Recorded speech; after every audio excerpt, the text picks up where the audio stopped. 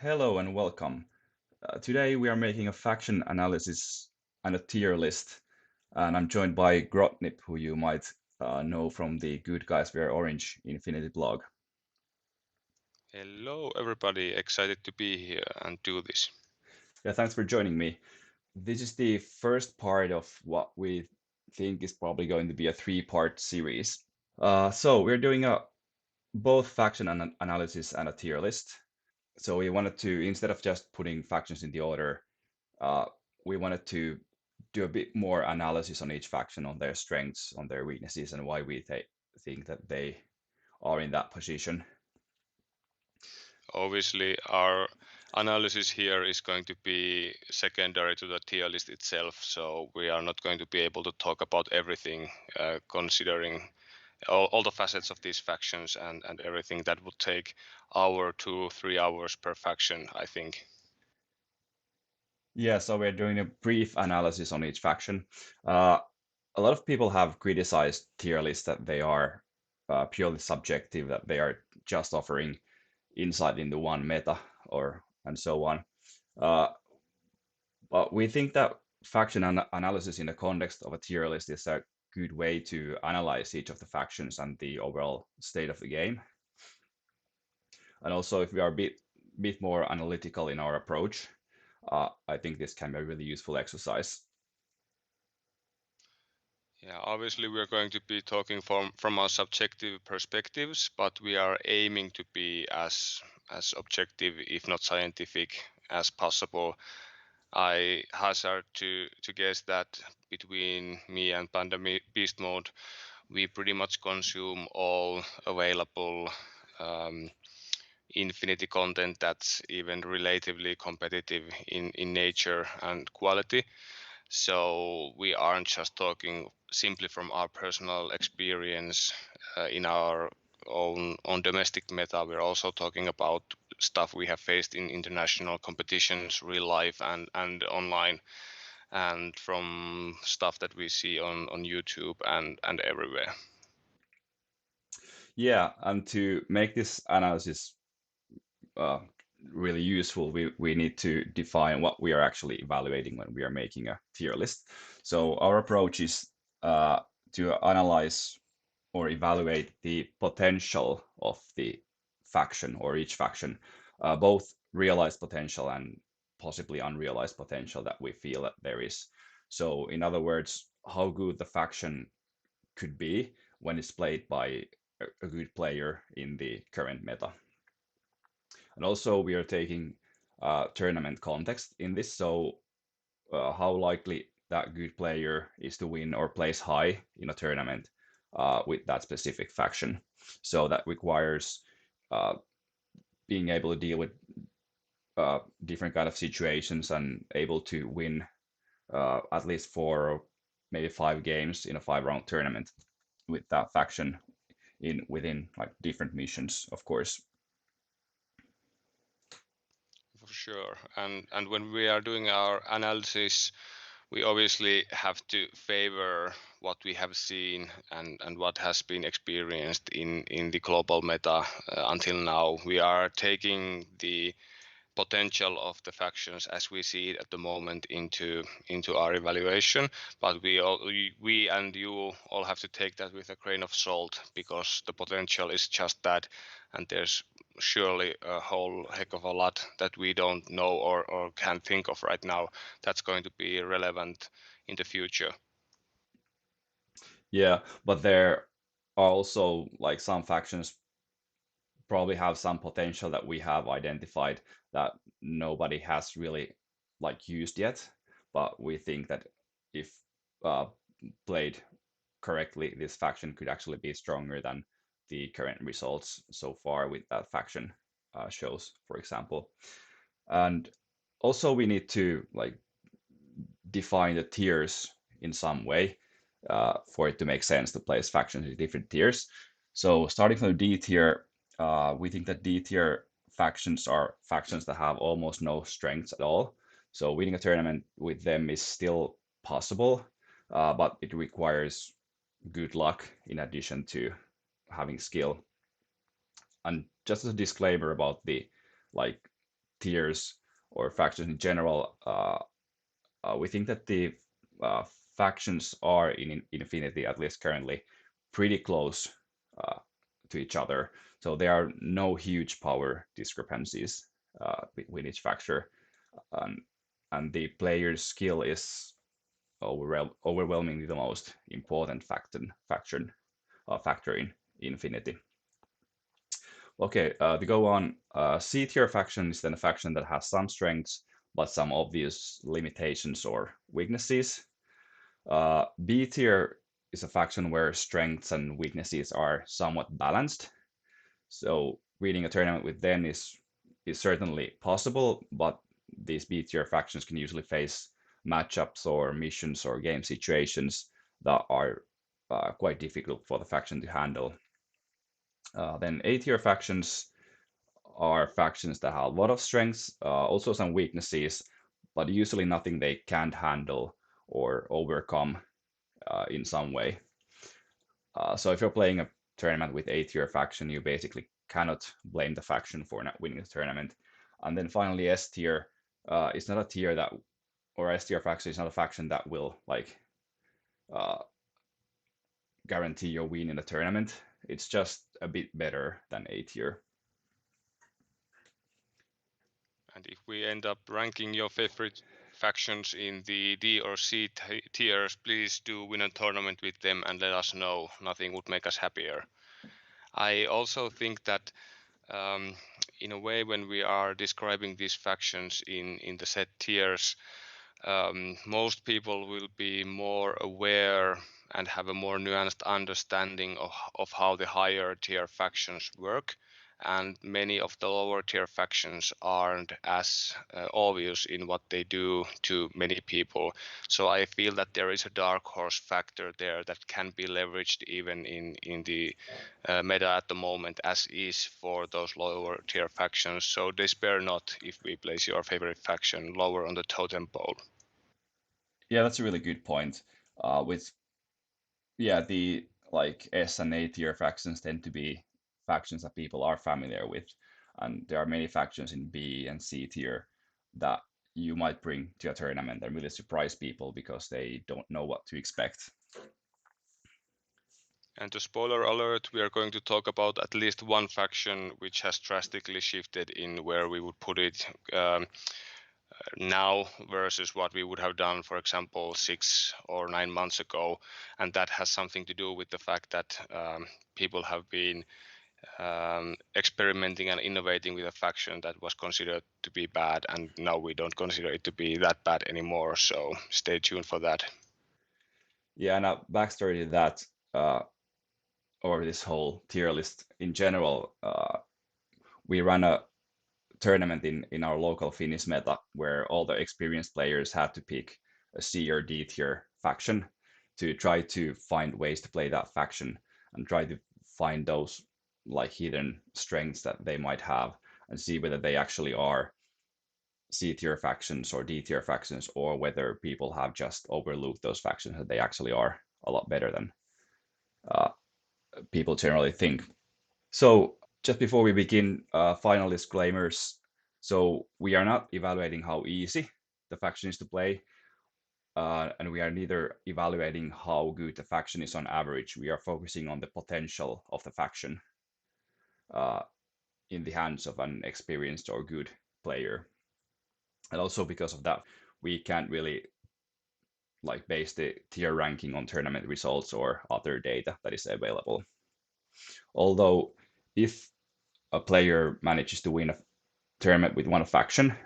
Uh, that, of course, could be due to player skill, due to luck, or due to the faction being good. But if there are other players who are able to replicate that result, so also win tournaments with that faction, then that could indicate that this faction actually is pretty good. But a single tournament result doesn't really say anything about a faction. Also, a few words about the context. So this list is based on playing on relatively dense tables, uh, at least compared to maybe some pictures that you might see in Facebook around the world. So these are similar dense tables that you might see in IGL, for examples. And if we have this with more open tables, the list could be different. And this is, of course, for 300 points, 6 SWC lists with the current ITS Season 4 rules. So when the season changes, or there are some new rules changes, or whatever, the list could shift a little bit.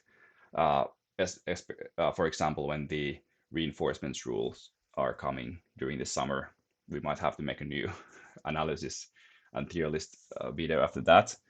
And like, But I think that's one of those things that makes doing this worthwhile, because that gives us a tool that we can then use to see how the changes have affected our perception of the relative balance of power between the different factions. So that's going to help us going forward. yes, exactly. And like Grotnib mentioned before, our experience is from the international meta through IGL and Wall Street tournaments, for example, in TTS, also from the Finnish meta and the large Nordic and Baltic meta.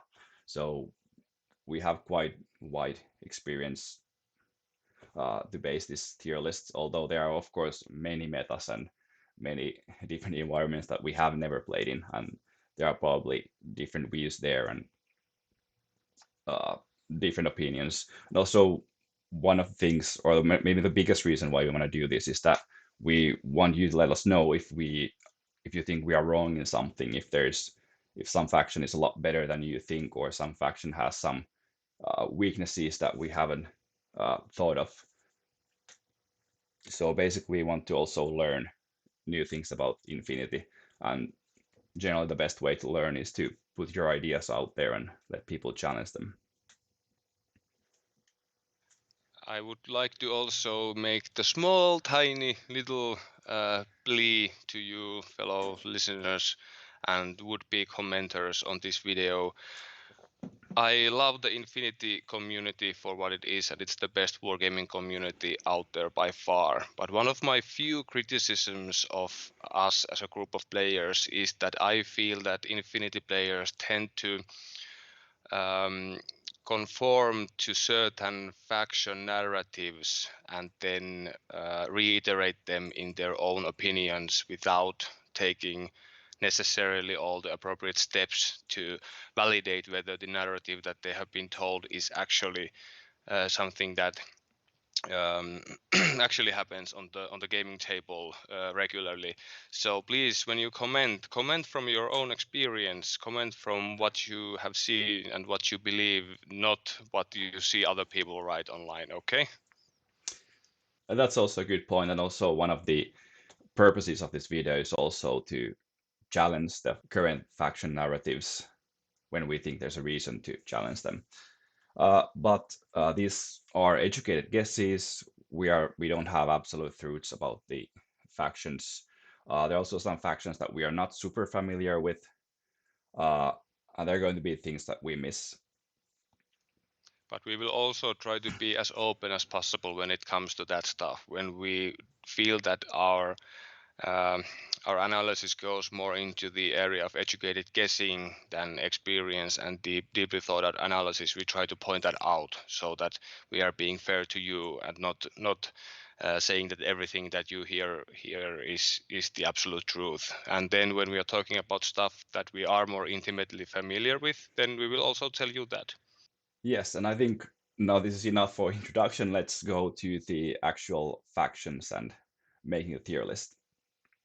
So first up, we have PanOceania, and I think we could start with the sectorials in PanO. And first up is Acontecimento, but I think with PanOceania, many of the things that we say about Acontecimento is also true for most of the other sectorials because they are quite similar, I think, in the current meta. Yes, and they do have a single really big weakness in common between pretty much all of them, and that is functional lack of access to smoke. And that's a huge deal in Infinity N4 as of right now. Yes, Acontecimento and vanilla PanOceania have access to Garda de Assalto, but a BS10 Eclipse smoke that you can put into a fire team, you can uh, may get multiple shots out of in pretty much any circumstance is a problem, and that's something that we have to count against every single PanO sectorial and the main faction as we move forward, I feel. Yeah, that is true. So PanO is of course known for its good shooting. Uh, they usually have the skills and the guns to win face-to-face roles when they are able to see opponents. And the lack of smoke has always been there, but I think in the current meta, also because of new units and because of how the game has evolved in the last few years, uh, the other factions have caught up with PanO in the shooting game, and there are going to be situations where you really need that smoke, or at least you want to have that option to throw smoke to block line of fire or to reach a objective or whatever. Yeah, for sure. Because taking a gunfight, even one your favorite to win, is always a risk. You're always risking your own pieces to do so. You're always dealing with the possibility of losing or the firefight being inconclusive for several attempts in a row, and also even a PanO list can and will run out of big guns at some point if they keep losing them. So it's not just, you can't just shrug this weakness off by saying, but hey, they're PanO, they're just going to shoot their way out. It's order intensive, it's risky, and sometimes it just fails. And having no easy plan B solution like most other factions do in form of smoke is a big detriment to them. Yeah, and also not really related to smoke, but related to shooting is that people have learned how to null deploy efficiently. So shooting isn't as strong as it has been. It's of course the important part of the game, but you need to be able to do other things besides shooting. But okay, where would you place Acontecimento? I would be inclined to place them pretty high, but not at A tier. I have to say that my experience playing against Acontecimento is limited, and I have never played with them. But they seem to be on the stronger end of PanO sectorials. They have a unique line infantry unit in the regulars, and they are quite excellent. And while we don't see Pakmaris that often, I think they are fine also. And the faction does include all the standard but excellent PanO rems, and also they have access to Tig Balangs, which are excellent tags. And also Draga, which is one of the other better tags in PanO. Yeah, I think I agree. So somewhere in the B tier, at least for now. And Yeah, yeah, for sure. and also one And advantage that Acontecimento has uh, compared to other PanO sectorials or vanilla PanO is that they have access to some really nice Aleph troops. So one obvious weakness for PanO is its hacking game, which has become quite important in the N4 Infinity. But they do have Scylla and they have Nagas, and they also have another weakness that PanO has is its midfield camo game, but they also have Dart that can fix a lot of problems that you might have when you have a tag or some heavy infantry and some enemy repeaters in the midfield. So they are really good additions to a PanO force, I think. yeah, for sure, Skilla got really a whole lot better with the Steel Phalanx update. So all the factions that have access to her besides Steel Phalanx also got a buff that way. Yeah, and to be honest, I haven't ever played with Acontecimento. I don't think I have ever played against Acontecimento, but I've been trying to build lists with Acontecimento quite a lot. I haven't really figured out an excellent list composition yet, but I think there is a lot of potential in Acontecimento. Uh, one really nice thing is They that do the seem sorry. yeah, go ahead. They do seem, from what I have seen people playing them online, they do seem to fall into pretty predictable list archetypes.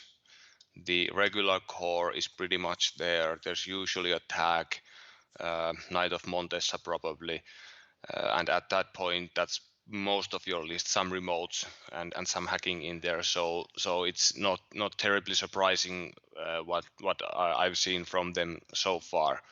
But I would not put it beyond them to come up with something new and innovative in the future. Yeah, I totally agree. I haven't been impressed by the lists that I've seen online, but I feel there's more potential. Uh, and I also really like the combination of PanO remotes and Aleph hacking. So I can because PanO has great remotes, but usually they cannot really take full advantage of the repeaters that those remotes carry because of their bad hacking. But with a couple of good Aleph hackers, they could be really efficient. One thing that Acon struggles with its SWCs because you often want to take the uh, regular multi-sniper sapper, then might want to take a missile bot. You need one big gun, like a tag, and Yeah, and then interestingly, the regular hacker comes with a grenade launcher, if I remember correctly. And while he costs only one SWC, usually hacking device is zero point 0.5 and the grenade launcher is 1. At the same time, you are still paying a whole SWC for a willpower 13 BTS0 hacker. So spamming them isn't really an option. yeah, you can take one of them. But I think the regular hacker is a very like interesting option. Uh, the vulnerability is, of course, that it's a willpower for 13 BTS0 hacker, so it's really vulnerable to enemy hacking. If enemy can get a repeater uh, somewhere next to it, they can just use killer hacker to get rid of that. And if it's part of the core team, like it's usually going to be, that will also take away the fire team bonuses from the core team. But then again, having a Sixth Sense hacker with also a grenade launcher that is going to be BS15 in a core link is going to be good in some matchups at least. So I think I would probably take the hacker in one of my tournament lists and then use that list when I'm playing against factions that don't really have offensive hacking game. Yeah, for sure. I think regulars are the unit that people think of when they think of Acontecimento, so they are rightly the one that people should, at least at the moment, be more or less focused on when talking about this faction. Yeah, and they of course have also pretty good link options uh, other than regulars as well. They have Montesanite, which is also one of the better PanO units. Uh, And and Acontecimento is the faction that gets the Tikbalang Knight of Montesa duo, not the knightly orders. So or the military orders. So that's I find that to be unforgivable. yeah, yeah, that's actually something I really want to try someday. But should we move on to military orders? Uh, what do you think about them? Oh boy. At one point I was trying to build lists with them with the idea of them being maybe a faction I would get to. But oh man, I just can't get the list to work. Yeah, they're also a faction that, at least on the surface, it looks really good. They have possibly the best tag in the game with Tikbalan with AP HMG. They Yes, have yes. I've used the term AP Tikbalang, AP HMG Tikbalang the faction when talking about military orders, but because that's really the point of playing them in my like in competitive opinion. yeah, and then they have Teutonic Knights, which are also great. They have probably the best hidden deployment infiltrators in the game. So they have At a least lot in of PanO for sure. Yeah, I would probably say even in the whole game, Trinitarians are just excellent. Both all the profiles actually, and they also get Dart. Uh, but the obvious problem is that all those things cost a lot, and you don't have any access to cheap orders. Yeah, that's really what kills the faction is the army list construction. Yeah, and at face value, military orders would seem to have a lot in common with factions like JSA and Invincible Army. But once you start list building with them, with any resemblance of like trying to really make a list you would be willing to take to a tournament, you really understand that they are nothing like those factions. And I can't help but feel that they would benefit from some quality of life changes. I feel like having only one Fugazi in this faction, flash pull spot in this faction is pretty troubling, considering how many factions get several of those. The Knight Commander is quite a difficult piece to make efficient use of, to put it mildly. And also the types of heavy infantry in MO I find are not that easy to fit together into a coherent list. When you take a look at Knights Hospitaller, they seem like a nice unit in and of in themselves, but they are 4/4 movement, so they are a tad slow. They all come equipped with at least combi rifles, which jacks up their point cost when compared to something like Tankos or Domarus. So it's tough to build around them. Yeah, and Teutonic Knights are only AVA 3, which means that they can't really get enough of those. Whereas in JSA, you have 3 Tankos, and then you have Domarus on top of that. So you can actually create or include 15 uh, order lists more easily while including stuff that you want to take there. And you mentioned Knight Commander. Another huge weakness in MO, I think it's are the lieutenant options. The Knight For sure, Commander, sure, they're right up there with Corregidor when it comes to bad lieutenant options. yeah, I mean, in MO, I would be happy if I had like one SWC 10-point lieutenant. I would be happy because Yeah. the Knight Commander is so bad. Uh, like when compared to Dao Ying, for example, Knight Commander is 6 points more expensive and it doesn't have camo. You're paying 28 points for a lieutenant that doesn't really do anything except give one extra order. They have a couple of good NGO options though, but you can't really afford that expensive lieutenant. Or when if you take that, it's gonna hurt the other lists. All the other options are lieutenants that are going forward. They have, I think, one chain of command option, the Knight of Holy Sepulchre, which is actually a great unit, but you cannot afford that either because everything Yeah, is so yeah, expensive. exactly.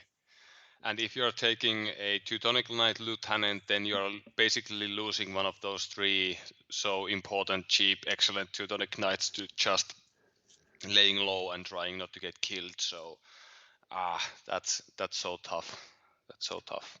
Yeah, or then you are taking a huge risk that your lieutenant might die, or your opponent might figure out who the Teutonic Knights is the lieutenant and then just isolate it or Yeah, whatever. it's quite easy for a veteran player to take a look at a MO list and figure out the lieutenant, or then you have to sacrifice points and unit slots in order to try and hide them in one way or another. So it feels like MO is suffering from unnecessary restrictions to its list building process that prohibit or impair its ability to be an excellent sectorial. So while there is something there, I would be willing to put them in low Cs or so, at least for the time being. Yeah, I think they could be low B tier for me because I mean, just a Tikbalang can sometime win games by itself, and but But it's also so predictable.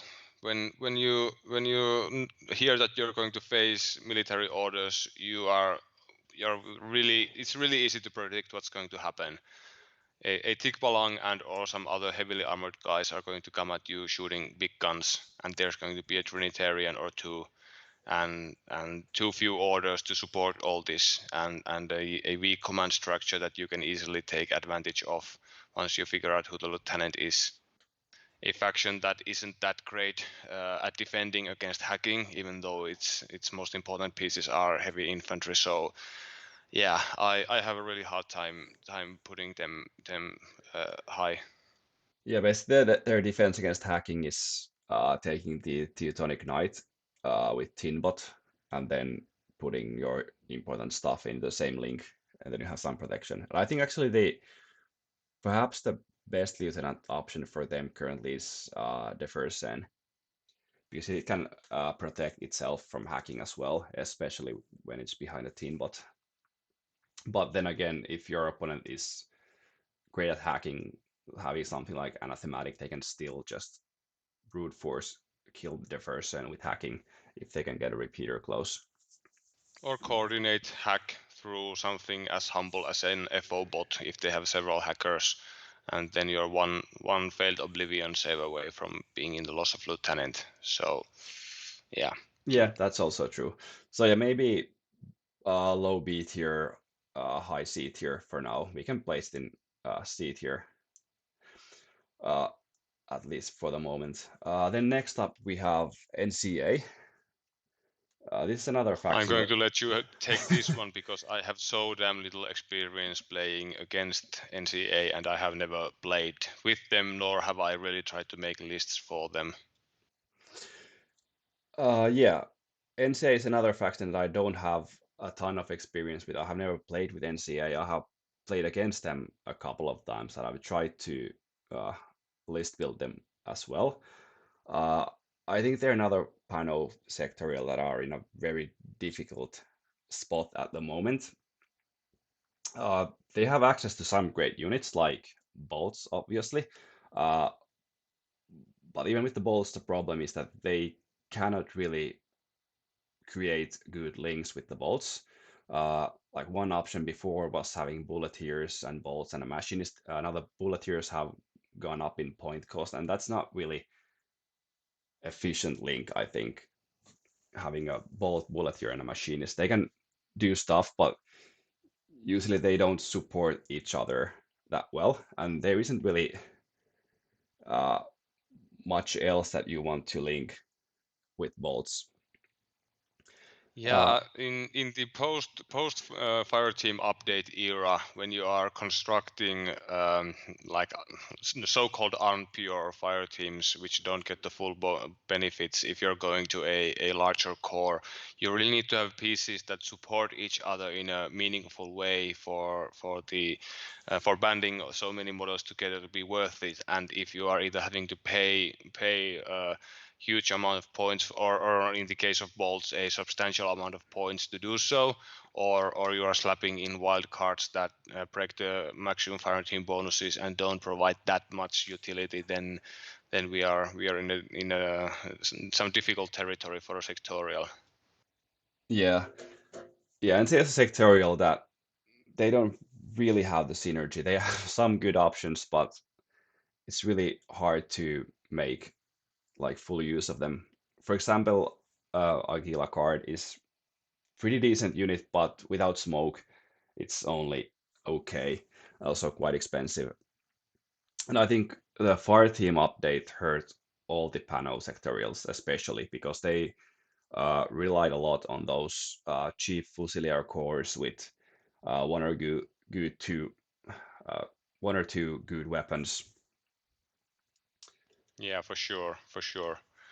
They can And still, looking at the list of models for NCA, they get Deva functionaries and Garudas from Aleph. I can only imagine how envious they are of Acontecimento getting the better Aleph stuff, and them getting stuck with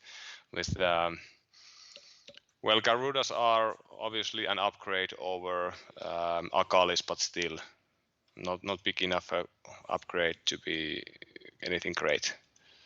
Why do you think Garudas are better than Akalis, by the way? They are cheaper. They have mimetism from the get-go. That's really it.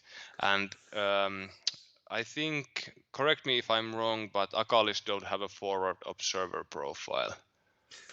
You might be true, and actually, I didn't even realize that Garudas have mimetism. They're actually pretty good. Yeah, You, they're you, decent. Yeah. you don't see them often, but they are. Yeah, Now yeah, that I'm I'm a bit looking at them, they're surprised pretty good. about that. They also make a showing in IS, in which I think they have a great home in.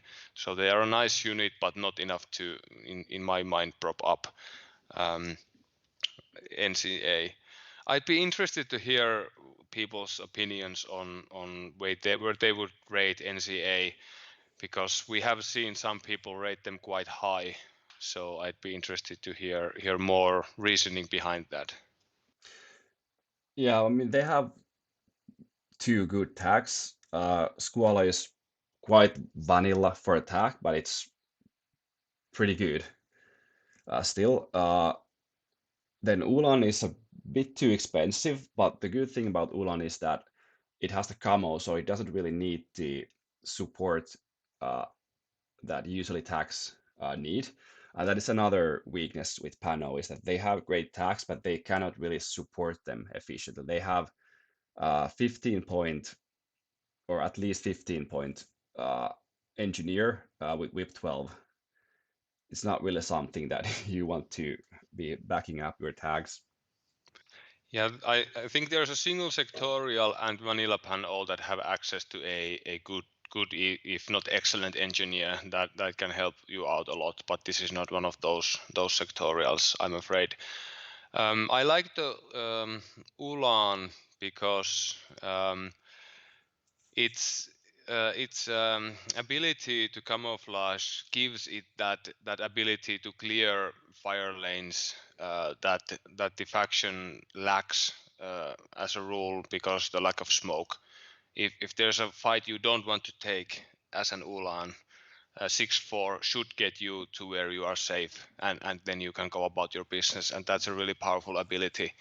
So while you are paying a lot for that, yeah, it's a good tag. I like it a lot. Yeah, and just having BS15, I mean, with the -3 means that you are favored to win almost any face-to-face you're going to encounter. Yeah, for sure. And also, And as a rule, I rate tags that break the rules of tag engagements in one way or another quite high, and the ability to go into camouflage is exactly one of those abilities that allows you to break the standard rules of engagement when it comes to tags. yeah, that's true.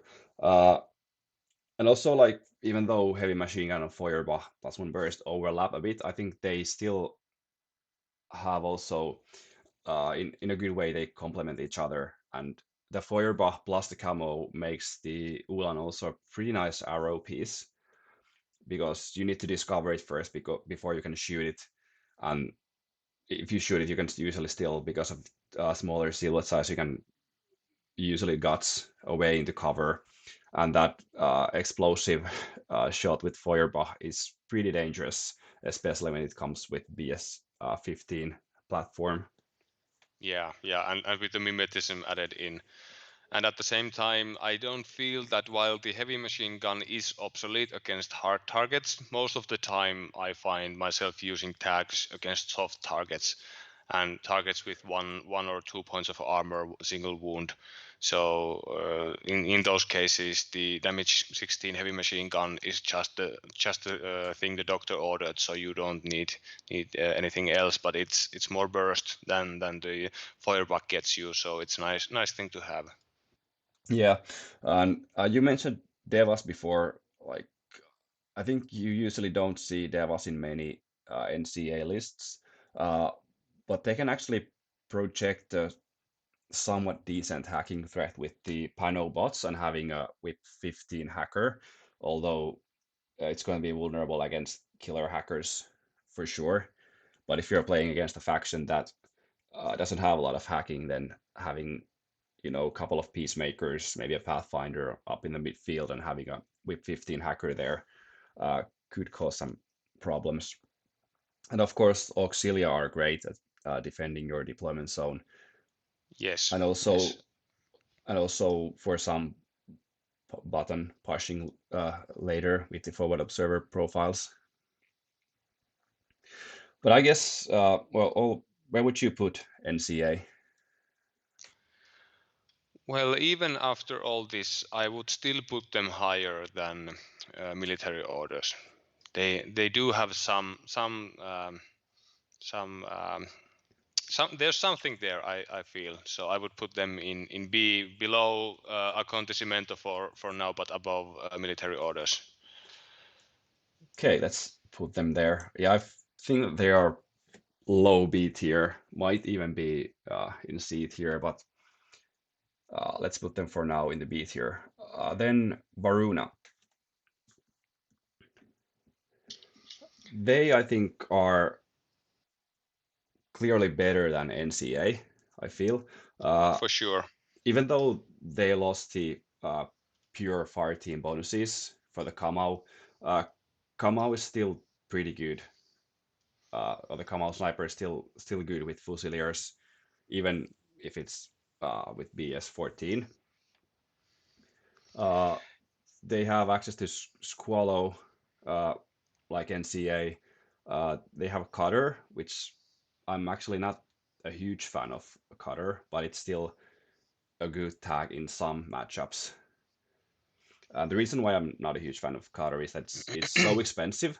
Uh, it's of course great in face-to-face roles with Invincible 6 and BS15, but usually you don't need to be that good at face-to-face roles. Uh, you, I mean, even with a bit poorer stats, you're still going to win and kill your opponent in most of the time. And the Yeah, yeah, Cutter, I hear what you're saying. It's a bit shooting a fly with a bazooka type of situation, while it still has its weaknesses. But I do what I do love the most about it is the fact that it's Cutter is the type of piece that works for you even when it's not in the list, because the opponent has to deploy fearing that you are going to deploy a Cutter. If you're missing substantial amounts of points from the table, they have to play their game fearing that the Cutter is there even when it's not. So I think that's a perk of the faction in and of itself. In similar vein to Noctifier missile launcher is always doing work even when it's not in the list. yeah, yeah, the threat of Cutter is always there when you hear that you're going to play against Varuna next. You always, or usually the first thing that comes into your head is there going to be Cutter or not, because that is going to define the game in a huge way.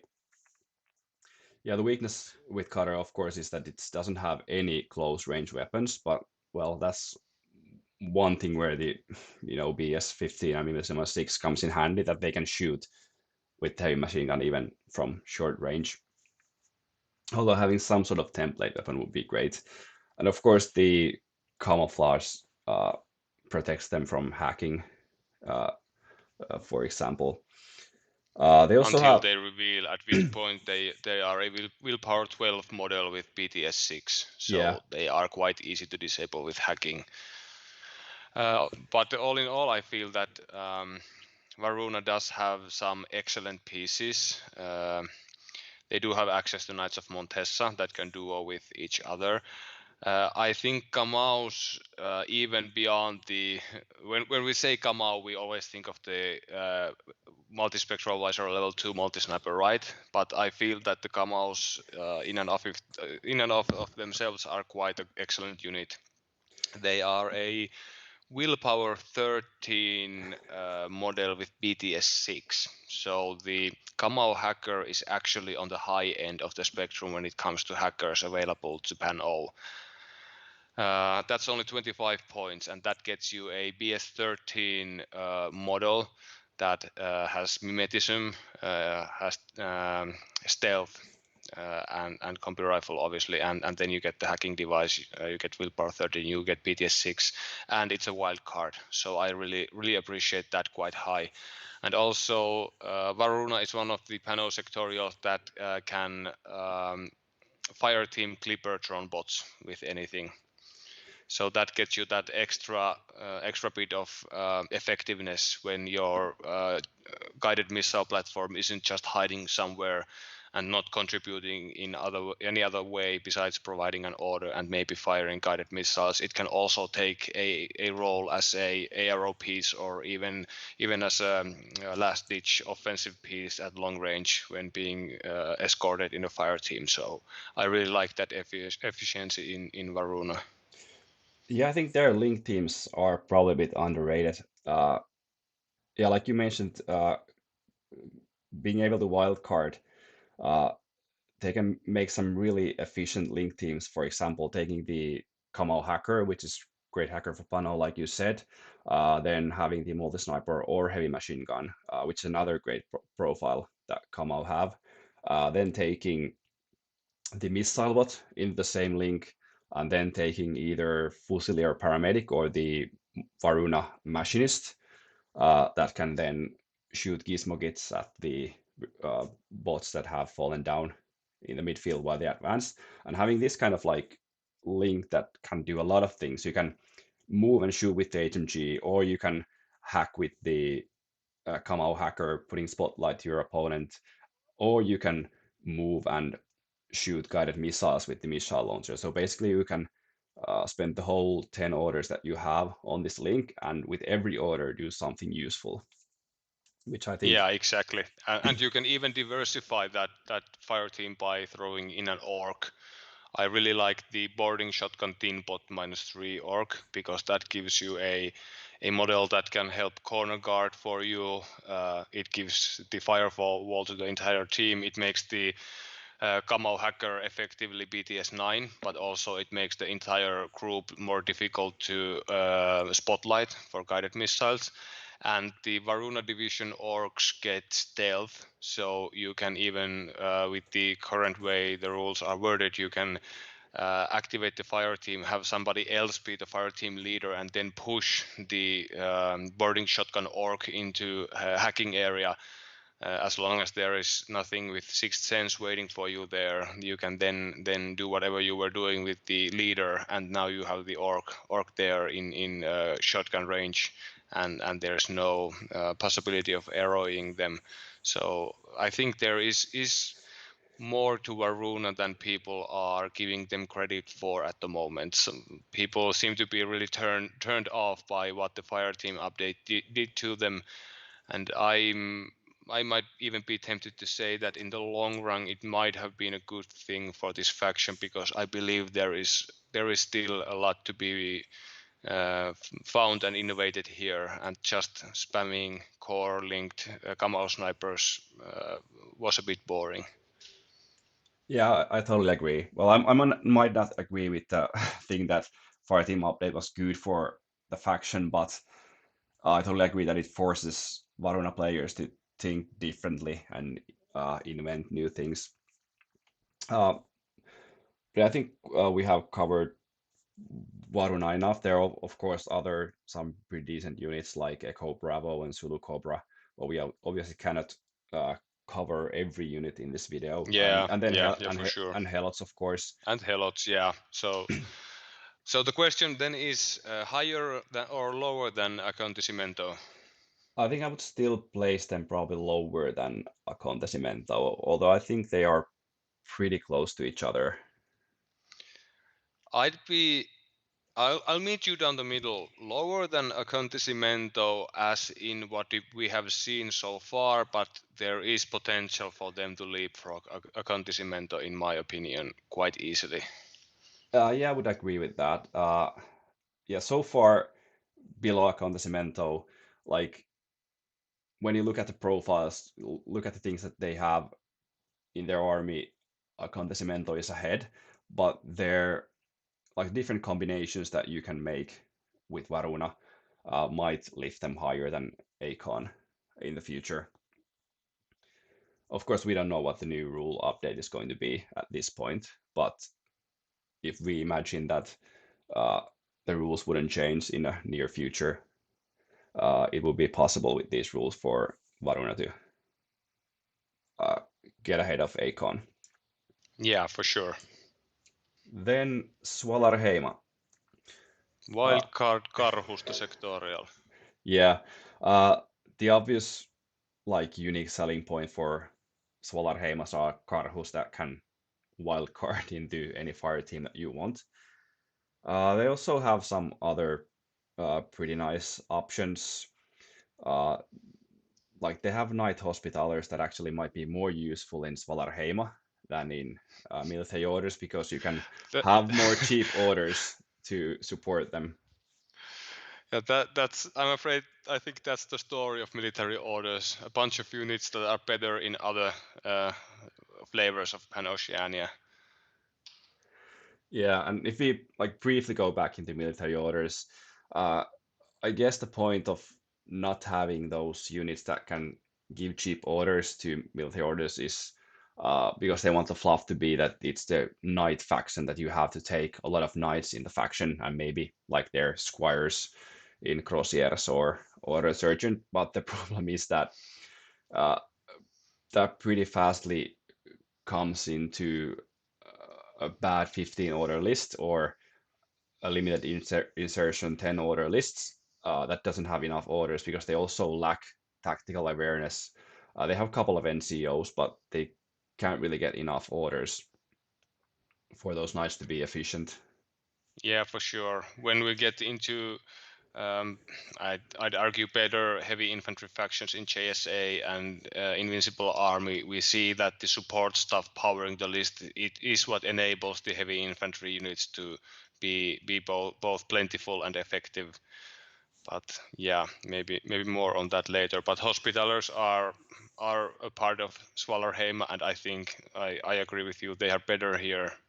They are more well supported here than they are in military orders. Yeah, in general, I think Svalarheima has some nice link options. They also have, of course, the Knight of Justice. That is, again, better in Svalarheima than in military orders. Yes, Uh, yes, One weakness with all PanO sectorials is that they have pretty weak midfield, but that is a bit better in Svalarheima. They have Beast Hunter, and they also have Liang Kai. And I think especially the Beast Hunter is really nice addition to Svalarheima, or it will be a really nice addition to any PanO sectorial, especially the PanO's own Beast Hunter with burst one to its heavy flamethrower. yeah. It's a good addition to the faction. From a just a competitive standpoint, and overlooking any innovations that are still there to be found in Svalarheima. Many of the things that you can do in Svalarheima, you can also do in is it White Company? Is the NA2 sectorial? Am I correct? Um, with John Hawkwood and his merry band of misfits, you can do many of the same things there, but even better. I think the most important thing in Svalarheima is the Karhus, as they should be, because Karhus they are amazing unit, amazing backstory and all that. You know what I'm talking about. Um, but the ability to have a multispectral visor level 1 mimetism -3, terrain total, climbing plus NCO, hacker, paramedic engineer or feuerbach plus 1 burst, basically in any fire team is quite amazing. As we have already talked about, PanO has excellent remotes. Well, slap in a NCO engineer with them and they just become better. He also helps support the tags, even though we don't see Jotuns all that much these days, I feel. So there's something there, but yeah. Yeah, what do you think about the Yodum, by the way? We have talked about tax with every panel sectorial. I don't think I have ever seen Yodum in a field. I'm not sure if I've seen one in N4. At least I have not played against one. I don't hate it. It has the armor 10 obviously, but it also has BTS 9, which I really like. Yeah, for example, And ECM compared guided to -6 for good measure. Obviously, you can take one out with dedicated anti-attack weaponry. You can hack one, but at the same time, it's difficult to do either of those things because it's going to shrug off most of those attacks, and it can then try and retreat via guts, for example. It's remote presence tag, so it's easy to repair. You can take a wound or even two on ARO retreat, and then pretty reliably, especially when using a Karhu, you can repair it back to full health and get going again.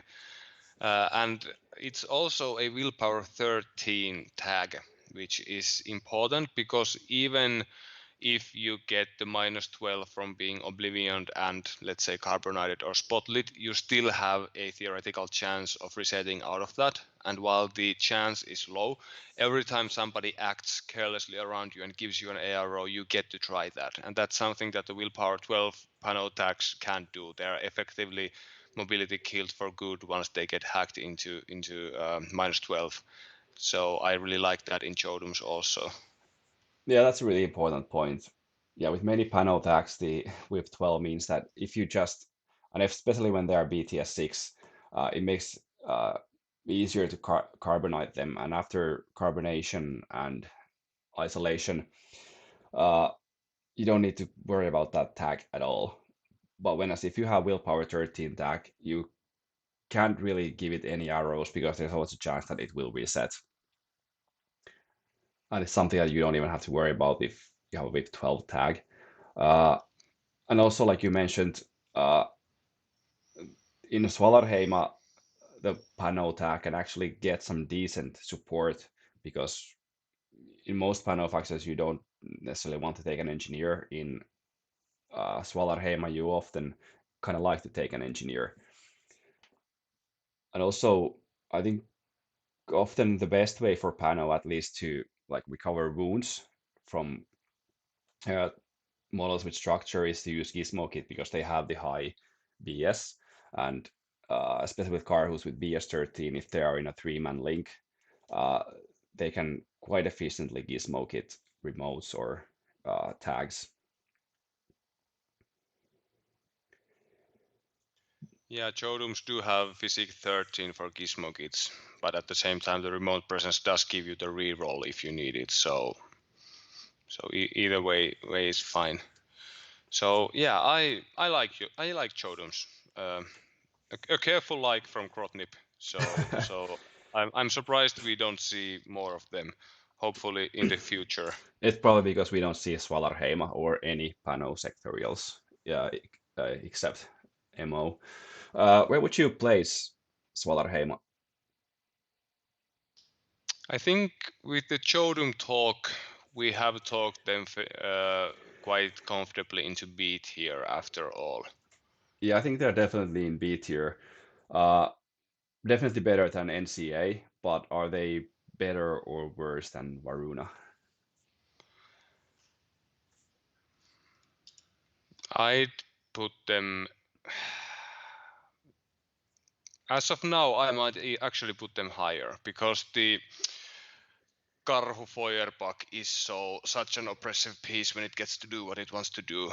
So I might even put them higher than Varuna at the moment, just because. But yeah, Varuna has better specialists, better midfield. What do you think? It's a really close call. Maybe, at least for now, I would place them higher than Varuna. If the like synergy of Varuna's Link teams prove to be as potential as uh, we expect that it could be, then it might be better. But for now, I'm happy to place them ahead of Varuna. Yeah, I can live with that. And then next we go to Vanilla PanO, which I think shares many of the strengths and weaknesses of other PanO or all PanO sectorials. Uh, Usually, when you talk about Vanilla PanO, most people associate it to it as the faction with the best tags in the game. And I think I slightly disagree with that because even though their tags are great, they have a lot of good tags. There are other factions that have uh, pretty much equally good tags, like Nomads or Combined Army. Uh, but those other factions have a lot better support network for the tags. They have better engineers. They have hackers that can protect the tags from opponents' hackers. So in PanO, the tags are quite alone and vulnerable. Yeah, and I also feel that at least as detrimental to PanO as what you have just said is the fact that in the factions that I would also consider stronger attack factions, the tags don't have to bear too much. They are a threat vector onto themselves, but they are supported by other types of efficient threat vectors also, so they don't have to do too much. But in PanO, the PanO way of solving problems traditionally has been to shoot at them with big guns at long ranges, and that's exactly what a tag does. So it's doing the same type of threat vector that the faction tends to gravitate towards anyway. So um, it doesn't give you that anything that's scarce or special in the faction in that regard. So I also agree that while the tags are good, they may be a bit overemphasized in many people's discourse of the faction. Yeah, I think some of the best vanilla PanO lists don't even include tags at all because they have such a good selection of other great units. And now with the Fireteam update, they also have access to pretty good duos as well. Yeah, that's true. And you do have access to um, well, only a single Teutonic Knight, but Teutonic Knights are great. You have access to things like all the excellent remotes. You have access to Auxilias. So there is a lot there. But Yeah, again, lack of access to smoke and lack also the uncharacteristic when it comes to vanilla's lack of access to libertos hurts them. No matter how much people love helots are not libertos. So yeah, yeah. I think that's like a good demonstration how in Infinity offensive units are almost always better than defensive units if you have like same type of unit. and also how important it is to have a unit that's capable of pivoting on what it's going to do, because Liberto can be a defensive piece also. It's a mine layer and it's a docket piece that can be hard to remove in a closed space, but practically never is a helot a credible offensive piece.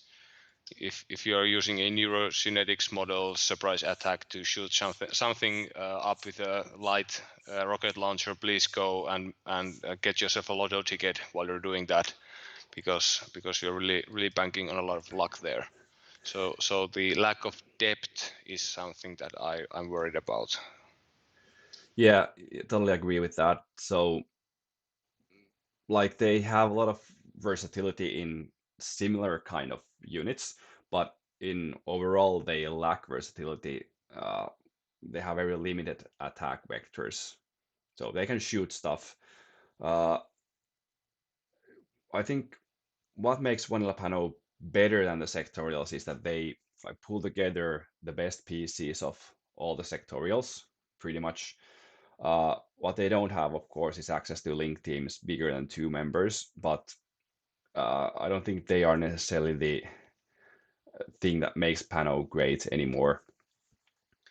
Yeah, and you can always replicate what the fire team does to you by including one of their good tags. So you're not losing that much there either. Yeah, and PanO has also become a bit better recently with the inclusion of Beast Hunter. Now they have the motorized bounty hunters uh, with AVA2 that are really good units now, and they can, for example, link together with Karhus if you want. Yeah. And the modern day PanOceania hacking is pretty okay. I wouldn't say it's great, but it's decent, and especially when we talk about some other sectorials, I'm going to say that their offensive or their aggressive hacking is good, even though their hackers can take a punch. Well, I feel that you can build a rather robust hacking network with PanO that may not be flamboyant with high willpower and stuff, but they can achieve some quite nice BTS values, for example, and they do have some access to um, firewall modifiers also. How do you build a hacking network with PanO, by the way? Do you use Land of Justice Hacker or Yeah, what do Knight you of use? Justice Hacker is the anchor there, and I think, like I said, Kamaos are better as hackers than people give them credit for. And then they do have some decent killer hacker options also. But I've even seen people just run several remotes and a single Knight of Justice hacker, and that's it, because that gets you to the party with a pretty excellent durable hacker, and you don't invest any more than that, and then you see how far that takes you. And I think that's a perfectly reasonable way of playing hacking in PanO. Yeah, you can of course duo the Knight of Justice as well, so you have or you can have a big gun in the duo as well. And Yeah, for sure. and one thing that with that many PanO sectorial struggle with, except of NCA, is having like good corner guards, which is another like support that tags usually need, that you can't let the enemy get into close combat with your tag. PanO of course has the auxiliaries, but they also have diggers, which are also great in that role. And in general, PanO has a lot of like relatively cheap units that can push into the midfield, even though it doesn't necessarily have a lot of presence there in the beginning of the game. Yeah, for sure. So it's quite. I feel that it's quite traditional when you see a vanilla panel list for it to include plenty of remotes and peripheral combat peripherals that can then flood the midfield and trade and deny area, and that's one of their strengths. I even once joked with a friend of mine, friend of ours who plays panel, that many panel lists look the same with all the remotes and stuff, and then it's the few flavor pieces that tell you what type of panel it is. So I think the remote units and such are a strong point of this faction. Yeah, and in a tournament context, one of the I think biggest strengths of PanO is that you don't know what you're going to be up against when you're playing as vanilla PanO.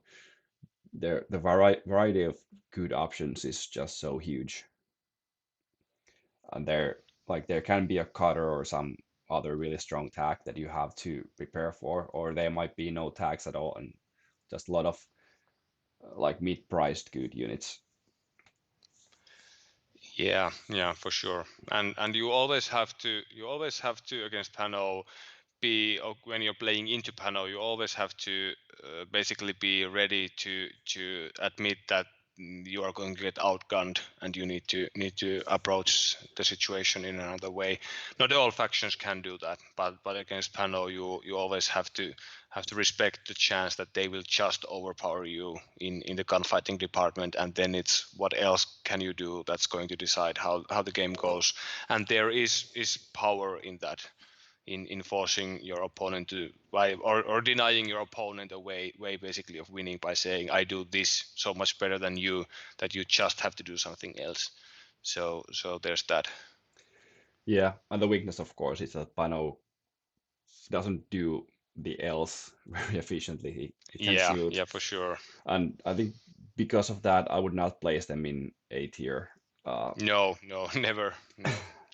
because they are going to be usually in tournament. There are going to be situations where you need to do something else than just shoot, and that's where when Pano start to struggle. But I think they are like strong B tier faction ahead of all I'd go the with strongish at this point. yeah, but ahead of all other Pano sectorials. Yeah, I'm willing to do that, but I'm also willing to say that out of all the factions that we are going to talk today about, I am most uncertain about the placement of the PanO factions. So I'm just going to put it out there that I'm far more willing to die on the hills that we are going to present in the following with the following factions than with these guys over here. Yeah, I think PanO are the most tricky uh, factions that we have currently because you don't see them that often played anymore, and they have lost a lot of their like strengths with the fire team updates and when the other factions have become better and when the game has evolved. But they probably still have some like hidden uh, upside that people haven't found yet.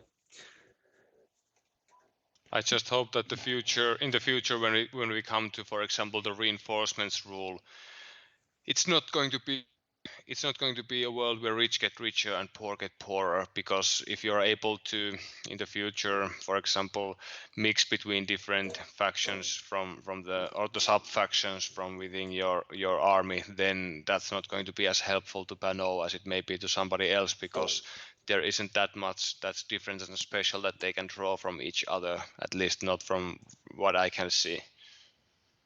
Yeah, I think PanO is currently in a situation where they need some kind of help for them to be competitively relevant. At least every other sectorial or every sectorial vanilla PanO is maybe quite competitive even at the moment. And the latest updates have been the sort of updates where the best factions have gotten even better. Uh, Yeah, for sure. I'm not sure if I'm going to get run over by a car because of this, but I think it's time to give PanO smoke, guys. I think it's time. yeah, I wouldn't be against that. They need something to be still relevant in the realm of Infinity. At least in top tier competitive Infinity. Yeah, and in general, I would like to see like a wider variety of factions played in Infinity. Yeah, And for sure. and now you see almost no PanO at all in any tournaments. You see maybe some military orders here and there, but I can't even And, remember when I've seen Svalarheima, Acontecimento, or NCA the last time. I think it has been years. yeah. And I also feel that the military orders does suffer a bit from the JSA syndrome, that they are so cool that people start them, they take them to a tournament or two, and then they shelve them. So seeing them in tournaments isn't a reliable sign that they are good. Yeah, and I think that's like also from their perspective of Corvus Belli, I think it doesn't help them to keep PanO as bad as they are because some people might start to play PanO uh, if they think it's a cool faction, but no one will at the moment who knows the situation of PanO will start to collect PanO, or at least almost no one, unless they think they're like particularly cool, which might be in the case of military orders, not with the other sectorials. Yeah, I don't know. I got a bit intrigued by Varuna and Svalarheima as we were talking. If the reinforcements rule wasn't coming in so soon, there might be something that I'd look for there. But for the time being, I think we let sleeping dogs lie, and that's it. Yeah, but are you so intrigued that you would consider buying PanO models now? Yeah, I Oh, might be, because okay. I'm a sucker for factions that are a bit overlooked. So Yeah, okay. Yeah, that makes sense. But okay, let's move on to Jing, and now we can start with vanilla, I think. yeah, and I would like to hear your thoughts because you have played Vanilla Yuching and I have not. Yeah, I think vanilla Jing has been a strong faction and still is a really strong faction. They did change, or how they are played changed a bit when we moved from N3 to N4, obviously because of the 15 order limit, but they're still I think, an excellent faction. They have good selection of excellent units for multiple roles. Uh, I mean, their units are almost as, I mean, the best units are almost as good as the best PanO units, but they have uh, more versatility in their units. And they also have cheap orders uh, to make those good units viable in lists, obviously in the form of Guangxi. And they have a robust command structure with camouflage lieutenants, with extra lieutenant orders, and the ability to be hackers or multi-snipers. And they have access to some decent chain of commands if you want to use those and so forth. Yeah, uh, yeah, I think Dao Ying is one of the best lieutenants in the game, having the lieutenant plus one order and the camouflage. Uh, it can really support, and having also whip 14. And they also have really good NCO options like Hakta or Mobang or Crit Cockram. So they can easily have that 17 to 18 order list that really works together well. Yeah, for Also, sure. also now with the Fire Team update, they got access to really good duos. So, for example, they can have a duo with Sujian and either Mobang or Kokram that gives two NCO orders for Sujian and also some other support in the form of an engineer or a pretty good gun. Yeah, I feel from my part that everything that you say is true. They are an excellent faction full of excellent units. But to me, they are the essential, the basic vanilla faction. They are good at everything. They aren't terrible at anything, but they aren't. They're going to blow you out of the water with anything either. So when I play against Yu Jing, I usually feel that I don't need to adjust to anything basically. I just go and do my thing because I know that Yu Jing is going to have excellent light infantry that's going to get killed when I shoot them. They are going to have excellent heavy infantry that I can hack or engage in melee. They have good tags that can be taken out by traditional anti-attack weaponry. They have capable of skirmishers that die to the stuff that usually gets skirmishers. So I don't feel that when playing into them you need to adjust all that much. It's just a matter of who's playing better at that point in many cases, I feel. That's a good point. I agree that I'm usually not terrified when I up against Yu Jing in a tournament because usually they don't have anything that you can't handle as their opponent. Uh, but then again, there isn't really anything that they can't handle either. Uh, they, if there's a mission that requires a lot of specialists, they might struggle with that a tiny bit, but they still have AVA2 Guilangs and AVA2 FO bots, which are usually, I mean, those are all great units that you might want to include anyway, and you can easily have that way for good specialists in your list if you need to press buttons or something else. And I think in general, list building with Yu Jing, like building versatile lists with diverse attack vectors, is really easy. And you can, like, even though the lists might be a bit similar to each other, like there are usually four Guangxis, there's Daoying, there's one NCO, uh, that if you're up against Yu Jing, you pretty much know what to expect, but there is like enough options to give some different versions. Like you can have more defensive list with Hundun and a couple of long yaws, or you can have more offensive list with Haktao and the Sujian duo. Also, another really good duo that I like is the Shangji APHMG and uh, the Pheasant hacker, either killer hacker or normal hacker. which will also use the tactical awareness order they have with 14 specialists and a good gun in the duo. Yeah, yeah, for sure. And Maybe there, there. My feeling is that maybe the vanilla Yuching hacking game isn't as strong as with some other vanilla factions, because I feel that a lot of Yuching's hacking like synergy comes from putting models into fire teams that enhance each other's hacking ability or defense against hacking. The duo that you mentioned is one way of getting that in vanilla, but still.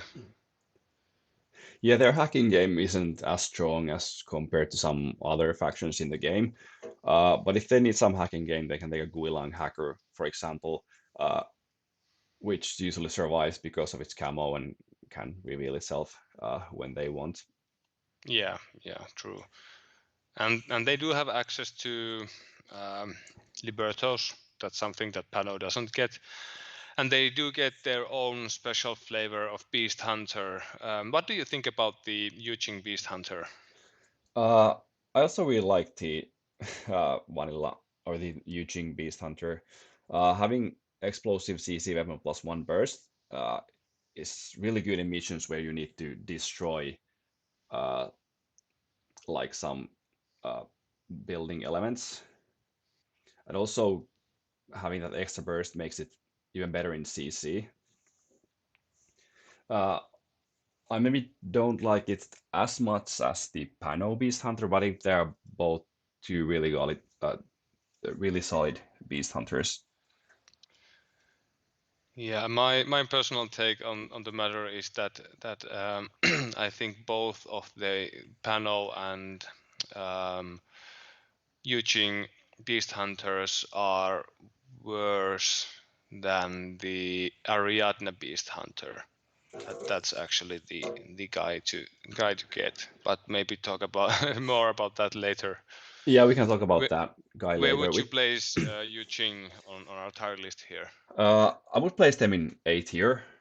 Uh, if we compare it to Vanilla Pano, for example, they can do most things that Vanilla Pano can do, but they can do also things that Vanilla Pano can't do, and they don't really have any weaknesses. Like also, like you mentioned, the hacking game, even though it's not very strong, they can survive against hacking pretty well because they have their lieutenant is in camo. They can take Hacktaw that is in hidden deployment and in camo. They can have their ROPs like Hundun or Longyas in camo and, and in hidden deployment as well in case of Hundun. Yeah, yeah. I think you have talked them into A tier. I would be even. I felt tempted to try and talk them into high B tier because of the fact that I have never seen a Yuching list basically in N4 where I go, oh my goodness, what is this? It's always more or less pretty predictable, and there's nothing that you can deal with. But it's true that they do have all the pieces that you need, and when a great player has a faction with all the tools that they need, then their opponent is going to be in a lot of trouble. And when we compare Yu Jing to some of the other, for example, vanilla factions, I do feel that they are a bit more on the durable side than some of the others. So I think that also gives them a slight edge against some factions, that their pieces are traditionally a bit more tough than something that you would find in another faction performing the similar role. Yeah, yeah. I think with Yujing, it's going to depend on your like on player skill, and a good player can definitely win a tournament with Yujing. And usually in tournament, you need to win 3 to 5 games, depending on the length of a tournament, obviously. And there's really no reason why you can't win all those games with Eugene. Yeah, yeah, for sure. There isn't So really any matchup or mission, I think, where they really struggle. Yeah, as long as you keep a flexible mindset and know that the faction that's going to set up against you, Jing, is may entirely be able to out hack them, outshoot them, outmaneuver them, or whatever, and then you just need to leverage the other strengths of the faction to overcome what you're facing. Yeah, exactly. Yeah, they're not the best in anything probably, except maybe in their versatility. Yeah, And but that's a big thing into itself. So yeah, yeah, I was coming here today hoping to talk them into high B, but yeah, let's place them in A. I'm fine with that. yeah, I'm happy that I convinced you. Yeah, like I think with you, Jing, you might not always have the upper hand, especially if you're playing against other like really strong factions. Like you said, they might outhack you or outgun you. Uh, but you always have like some other strengths in your lists, and if you have like enough skill and decent luck, you can totally win any faction in the game. Then next we have Imperial Service. What are your thoughts about them? Oh, ES drives me mad. They're just the type of faction that's right. It's just quite not there. There's really intriguing pieces there. There's some really nice synergies in there. There's really something there that's nagging me that they could be great, but they just fall short in traditional tournament setting at the moment. Yeah, yeah, my thoughts exactly. Like some really good options, of course, the Guangxi that Vanilla has, but they have even more of them. If they need AVA2 Sujians, that can also duo with motorized bounty hunters. They don't have Dao Ying, but actually Sun Jie, the marksman, is almost as good as a lieutenant. Yeah, I really like him. They get access to Dakinis, which are nice. Uh, I so they, like Dao Wu. I think he's a good pick. yeah, a lot of good options, but they just fall a bit short, like you said. Like one obvious weakness is that the only engineer that they have is Sofatech, which is Yeah, way too yeah, that expensive. kills me because they could build such an excellent remote force with Dakinis and stuff, but then you would have to pay for the Sopotect, and that's a bit tough. Yeah, and if you don't have an engineer for Dakinis, it's going to hurt because Dakinis are great but a bit soft. Yeah, yeah, for And sure. and also not having an engineer makes Sujians really vulnerable to Oblivion. Yes, yes. Which is traditionally the thing that gets Suchians is hacking and being in a faction that struggles to support them engineer wise is a detriment to be sure. And I also find the argument that they have access to more Guangxis than say vanilla to be a bit outdated because in modern day Infinity the trooper slot is really important. It the opportunity cost of bringing a model is quite steep in factions that can get to 15 orders pretty comfortably. So you can't bring just Guangxi after Guangxi. They start to produce diminishing returns quite quickly. So the AVA 8 is quite a joke. You would never bring 8 unless you are memeing it, I think. Yeah, probably not. Like there might be some kind of list builds when you have like two Sujians, Sunche, maybe Xian Warrior, some other really expensive stuff that where you might need more than four, but usually not because then you also need another controller for them. Uh, Also, one nice thing that IS has is are Wumings, which are not great by themselves, uh, but they can take a link with one Wuming with a big gun, then the firewall Wuming and a hacker, which will be then behind a -6 firewall. The problem, of course, is that they don't really have a good repeater game, even if they can get the hacker. Yeah, yeah, they have some excellent hacking pieces there, hacker pieces there, but the lackluster ability to project repeaters hurts them. I really like the Hessian Warrior multi-marksman rifle Tinbot -6 combined with Jing agent hackers, because they have sixth sense baked into them, so you can get a Harris that provides you with two sixth sense hackers behind a -6 firewall. So that's pretty nice. But just like you said, it's a bit hard to project that hacking network.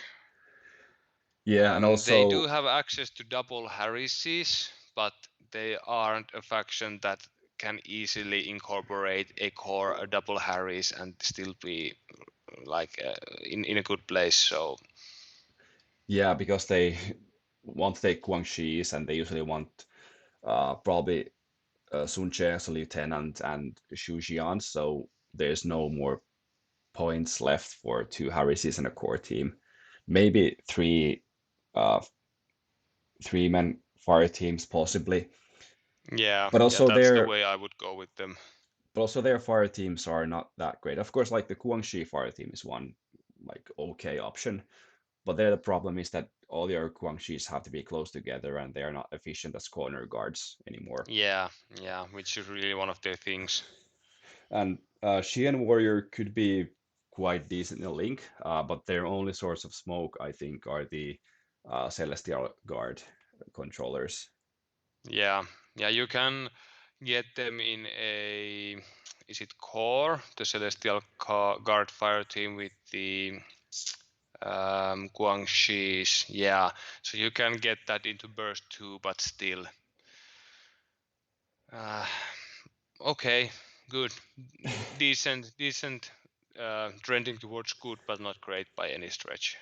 Yeah, so they have some like almost potential, but it isn't really fulfilled, and it's really hard to make use or get anything out of the potential that they have. So I think uh, IS is in C tier, definitely for me.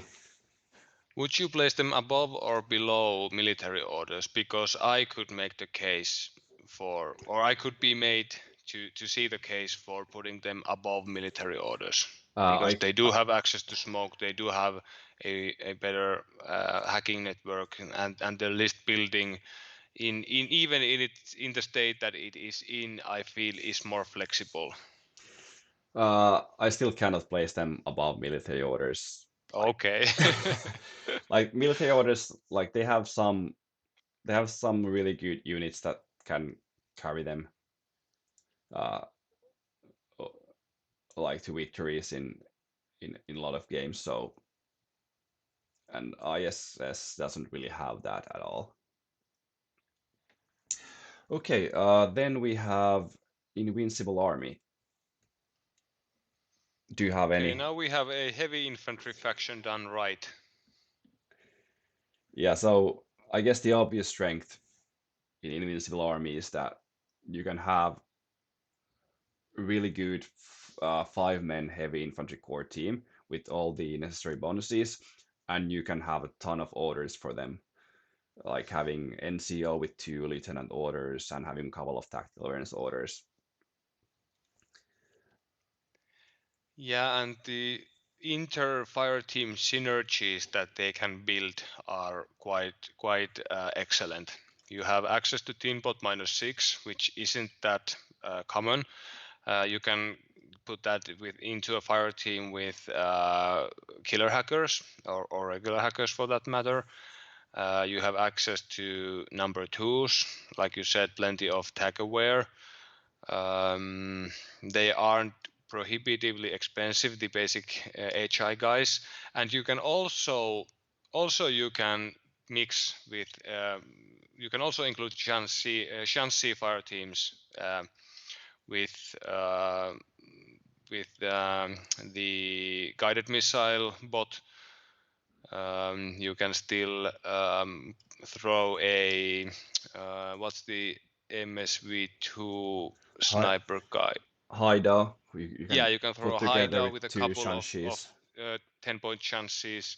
So or 11 point chances. So I think there is plenty of diversity there in addition to the stuff that they do good. Yeah, yeah. I think the other one like downside is that you cannot have the high DAO in a pure core, so you cannot take a hacker in the Tinbot link, but still having the Tinbot -6 is a good defense against hacking on your reactive turn. Of course, it doesn't allow you to walk into repeater networks yourself. You still have to avoid those. But it's going to be Well, really, well, but you can use Shang-Chi Invincible's firewall, and they have a hacker profile, right? So if you're willing to shell out the points, you can do it that way. But yeah, I hear what you're saying. yeah, if you want to spend the points, then you can uh, take the Shang-Chi hacker, but that's going to be really expensive in a faction with a lot of expensive stuff. And you probably, I think, rather usually take Big Shi and or Crit Cockram there. Yeah, But yeah, yeah, for sure. if you have points, then the Shang-Chi hacker is a pretty good option.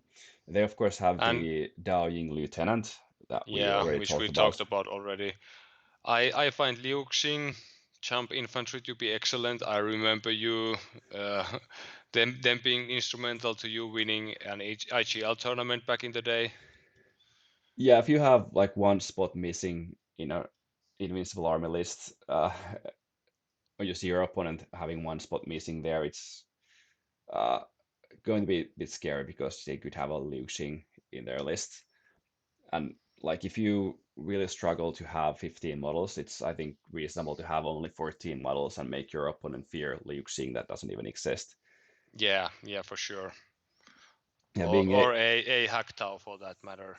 yeah, also in Hackta, although usually you can see whether there are enough points for a Hackta or not. Yeah, yeah, that's true. Uh, But one thing that I feel is especially damning towards many PanO factions and especially military orders is the fact that we have talked about what a detriment the lack of smoke is to PanO factions. And I just realized when prepping for this that Invincible Army has no access to smoke either. But I have never felt when playing against them or witnessed them being played that that was an obstacle that could not be overcome. So they're just that much more efficient, well-rounded, versatile. So they are in my mind a heavy infantry faction done just right. yeah, uh, yeah. I mean, the uh, lack of access to smoke doesn't hurt them as much as it hurts PanO, even though PanO should be the faction that can shoot their way out of any situation. Uh, Invincible Army is almost as good at shooting as PanO, and they also, if they can shoot their way out of a situation, uh, they might have the orders to like move around Yeah, the difficult point.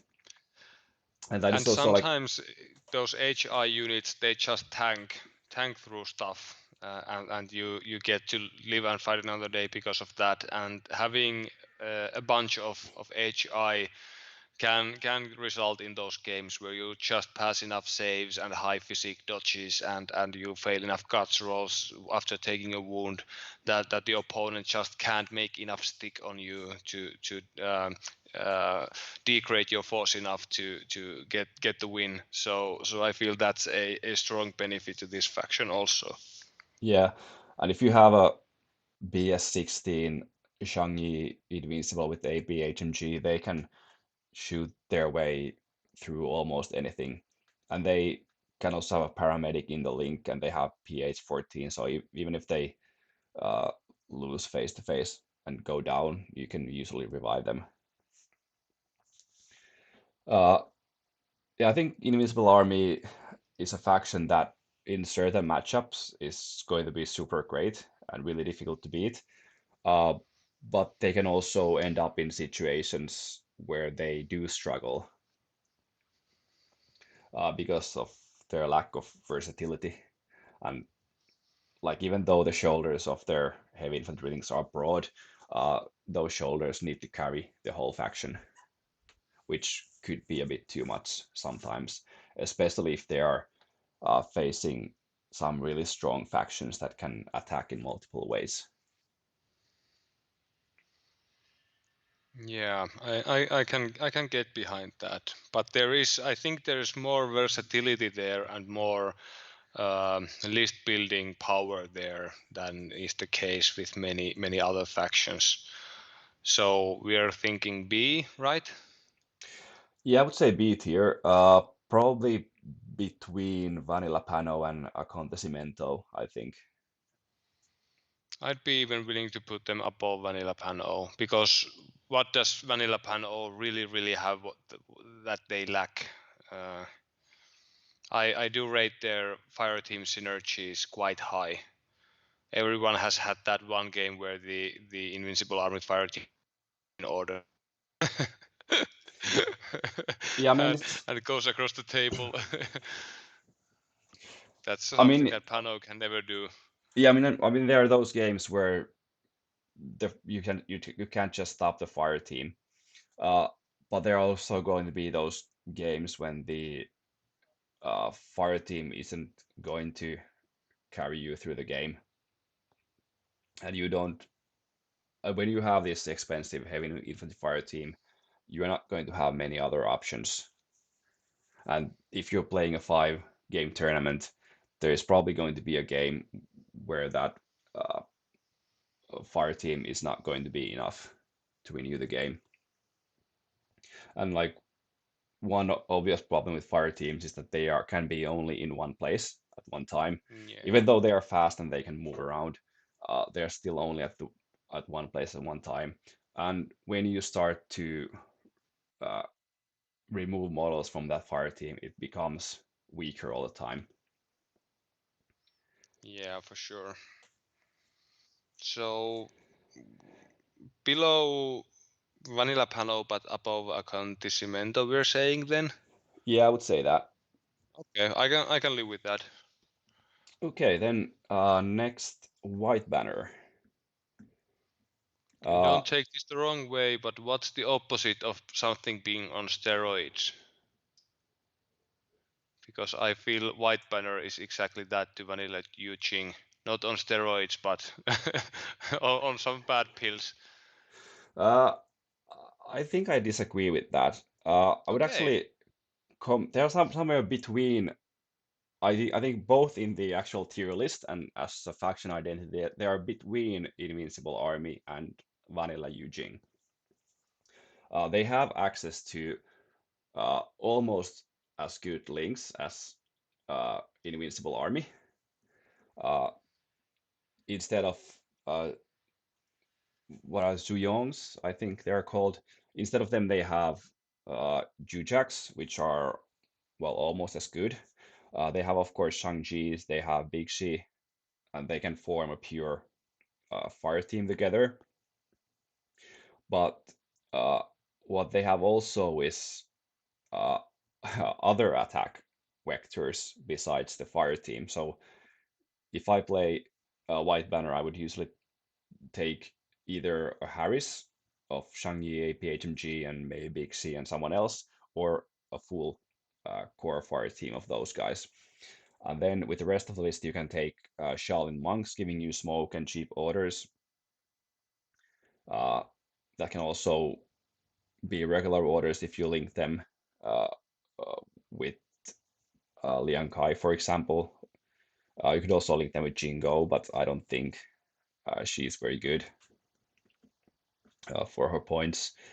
You also have a pretty decent tag that you can take if you have points for it.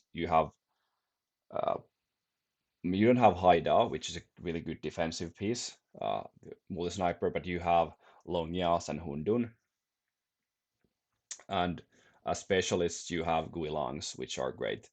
So I think there's a lot more versatility in White Banner, and they also have Beast Hunter. Yeah, those are all excellent points, and I agree to them all, basically. But at the same time, I feel that they don't bring any strengths, at least any uh, that big strengths compared to Vanilla Yu Ching that they can, in competitive sense, um, make good for the pronounced weaknesses that they have over vanilla Jing. So that's why I say that they have some of the same strengths as vanilla Jing, but they also carry some of the same weaknesses, but they are even worse for them than for the vanilla Jing. Yeah, I agree that they are not as good as Vanilla Jing. Uh, I would place them higher than Invincible Army because they have Yeah, because yeah. their strengths are uh, almost as good, but they are also have something extra that Invincible Army doesn't have. Yeah, for sure. They do have access to smoke. Guilangs are amazing. They can Invincible Army bring those ambush robots? What are they called? Longyas. Yeah, Invincible Army doesn't have long yaws, only Yeah, White but Banner these has guys them. do. So yeah, Yeah, that's a big thing also. I think at some point we talked about the uh, like repeater game of Yujing. So they, of course, with Guilangs, you have access to deployable repeater, with in an infiltrating unit, which also gives another attack vector for Yeah, them. yeah, for sure. And they can then have uh, uh, hacker behind a team of -6. Although that's I think has to. Well, that actually could be a Shanxi hacker as well.